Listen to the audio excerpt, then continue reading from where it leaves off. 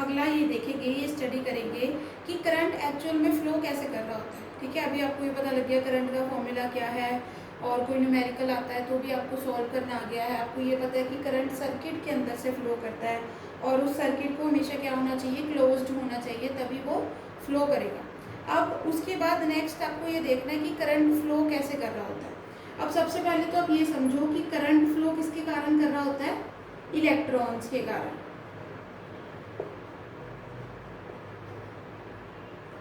ठीक है, अब आपको ये तो पता है कि वायर के अंदर क्या होते हैं, बहुत सारे प्रोटॉन्स भी होते हैं और बहुत सारे इलेक्ट्रॉन्स भी होते हैं। तो जो कंडक्टर होता है उसके अंदर बहुत सारे प्रोटॉन्स भी होते हैं, बहुत सारे इलेक्ट्रॉन्स भी होते हैं। तो अब क्या है, करंट को फ्लो करना है, और वो किसके कारण होता है, इलेक्ट्रॉन्स के कारण। अब ये तो आपको पता ही होगा कि इलेक्ट्रॉन क्या है, सबसे छोटी मास की चीज़ होती है। ठीक है, सबसे स्मॉल साइज होता है इनका, और इनका मास भी क्या है, सबसे कम होता है। ठीक है, तो वायर में असल में ये चीज़ें पड़ी कैसे होती हैं, मैं आपको ना एक वायर का एक टुकड़ा बना के दिखाती हूँ। ठीक है, ये आपकी वायर है मान लो, और ये इसके अंदर एटम्स पड़े हुए हैं इस तरीके से। अब जैसे जो भी कंडक्टर होता है ना, कंडक्टर की खासियत क्या होती है, जिसके अंदर से करंट फ्लो कर पाए, उसमें जो ये एटम्स होते हैं ना, ये अपना एक या दो इलेक्ट्रॉन फ्री छोड़ के रखते हैं। मतलब वो एटम, उस एटम ने वो इलेक्ट्रॉन पकड़ के नहीं रखा होता, वो इलेक्ट्रॉन फ्री होता है।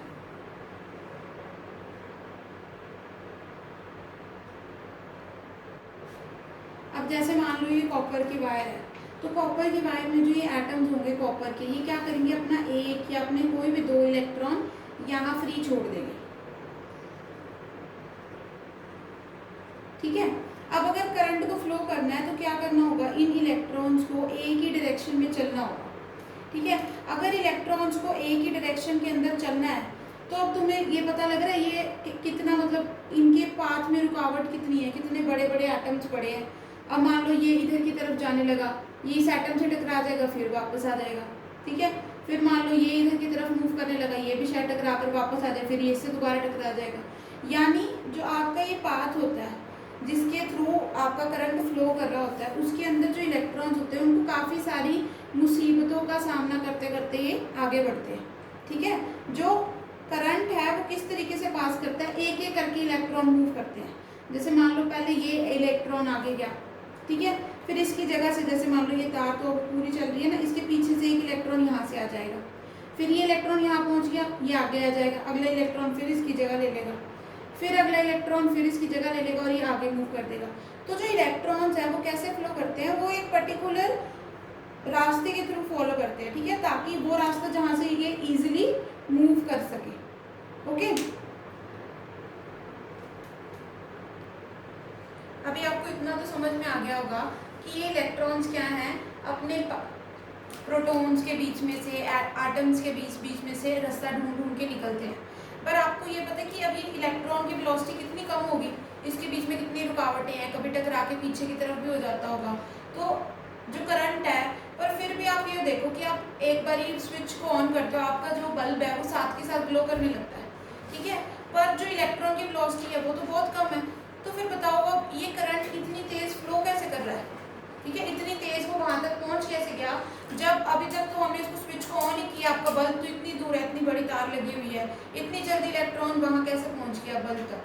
तो एक्चुअल में होता क्या है, ये नहीं होता कि एक एक इलेक्ट्रॉन इस तरीके से मूव कर रहा होता है, सारे इलेक्ट्रॉन्स अपना पाथ एक साथ ही शुरू कर देते हैं। जैसे मान लो ये आपकी तार है, इसके अंदर ये एटम्स पड़े हुए हैं, और इनके ऊपर एक एक इलेक्ट्रॉन फ्री है।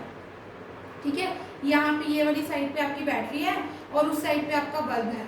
तो ये क्या है, सारे इलेक्ट्रॉन एक साथ मूव करते हैं। जैसे ये वाला इलेक्ट्रॉन, जैसे ही आपने स्विच को ऑन किया, ये वाला इलेक्ट्रॉन साथ के साथ इधर आ जाता है। ठीक है, और उसके साथ के साथ ही ये इसकी जगह ले लेता है, उसी सेकंड ये इधर आ जाता है, उसी सेकंड ये इधर आ जाता है। यानी ये नहीं होता कि ये वाला इलेक्ट्रॉन पहले चलकर वहां तक जाएगा, फिर उसके पीछे वाला चलकर वहां तक जाएगा। ये सारे एक साथ मूव कर रहे होते हैं। ये वाले इलेक्ट्रॉन साथ के साथ आपके बल्ब में पहले एंटर कर जाएगा जैसे ही आपने स्विच को ऑन किया, फिर ये वाला साथ के साथ एंटर कर जाएगा जैसे ही आपने स्विच को ऑन किया। तो ये सारे क्या है, एक साथ अपना लगातार फ्लो करती है। ये नहीं है कि पहले एक इलेक्ट्रॉन पूरा अपनी सर्किट का पाथ मूव करके बल्ब तक जाएगा, फिर दूसरा इलेक्ट्रॉन चलेगा। सारे इलेक्ट्रॉन एक साथ चलते हैं। अब ये भी आपको पता होना चाहिए, इससे हम एक अलग अगला टॉपिक भी अपना स्टार्ट कर सकते हैं कि जो ये इलेक्ट्रॉन्स है, ठीक है, इनको कोई ना कोई फोर्स तो इनके ऊपर लगती होगी ना, तभी ये आगे की तरफ मूव करते हैं। जैसे खुद में कैसे इनके दिमाग में आएगा कि हमने उधर वाले डायरेक्शन में फ्लो करना है या हम उधर वाली साइड जाना है हमने, ठीक है। इनके ऊपर कोई धक्का लगाने वाला भी तो कोई होना चाहिए ना कि चलो उधर वाली साइड पे चलो। उसी तरीके से इसी चीज को हम एक और एग्जांपल की हेल्प से समझते हैं। जैसे अगर आप, जब मैंने आपको करंट समझाया था, तो करंट समझाते वक्त मैंने वाटर करंट के बारे में बताया था, एयर करंट के बारे में बताया था, ठीक है। अब वाटर भी तो फ्लो करता है, एयर भी तो फ्लो करती है, तो उनको फ्लो कराने के लिए भी कोई ना कोई पीछे एजेंसी चाहिए है ना, कोई ना कोई होना चाहिए इनको धक्का मारने के लिए कि चलो भाई उधर वाली साइड पे फ्लो करो। तो वो चीज़ कैसे हो रही होती है, उस चीज़ को समझो। जैसे मान लो आपने वाटर को फॉल कराना है, तो आप क्या करते हो, एक तरफ क्या है ऊंचाई बढ़ा देते हो और दूसरी तरफ क्या है ऊंचाई कम कर देते हो। जैसे डैम नहीं बनाते हम, तो पानी क्या है अपने आप खुद में खुद इस डायरेक्शन में फ्लो करने लगता है, ठीक है। मान लो आपने पानी को इधर वाली डायरेक्शन में फ्लो कराना है, फिर आप क्या कर दोगे, इधर वाली साइड ऊंचा कर दोगे, इधर वाली साइड नीचा कर दोगे, पानी अपने आप इधर की तरफ फ्लो करने लग जाएगा। आपको कुछ और तो नहीं करना पड़ेगा ना। जिस डायरेक्शन में आपको पानी को फ्लो कराना है उस डायरेक्शन में थोड़ा गड्ढा बना दो, थोड़ा नीचा कर दो, पानी अपने आप उसी डायरेक्शन में फ्लो करना शुरू कर देगा। वैसे ही अगर मान लो आपको एयर को फ्लो कराना है, तो एयर किसके कारण फ्लो करती है, प्रेशर के कारण। तो आप क्या करोगे, जैसे मान लो यहाँ पर हवा पड़ी है, ठीक है, यहाँ पर प्रेशर क्या है, हाई है, आप कहीं दूसरी साइड प्रेशर क्या कर दोगे, लो प्रेशर कर दोगे, तो हवा अपने आप क्या है, high pressure to low pressure अपने आप फ्लो कर जाएगी ना। जैसे मान लो आपने कंटेनर के अंदर कोई गैस भर के रख रखी है, आप कंटेनर की निब को हल्का सा खोल दो। कंटेनर की निब को खोलने का मतलब क्या होगा, उसके प्रेशर को कम करना। तो आप क्या है, प्रेशर को कम कर दो, तो हवा अपने आप बाहर की तरफ फ्लो करनी शुरू कर देगी। अब आप उसकी नोजल जिस भी तरफ घुमाओगे हवा उसी डायरेक्शन में चली जाएगी, ठीक है। तो आपने जैसे वाटर को फ्लो कराना था, तो वाटर को फ्लो कराने के लिए भी आपने क्या किया, कोई डिफरेंस क्रिएट किया। जैसे उसमें किसका डिफरेंस क्रिएट किया आपने, हाइट का डिफरेंस क्रिएट किया। वैसे ही मान लो अगर आपको हवा को फ्लो कराना था, तो आपने किसका डिफरेंस क्रिएट किया, प्रेशर का डिफरेंस क्रिएट किया।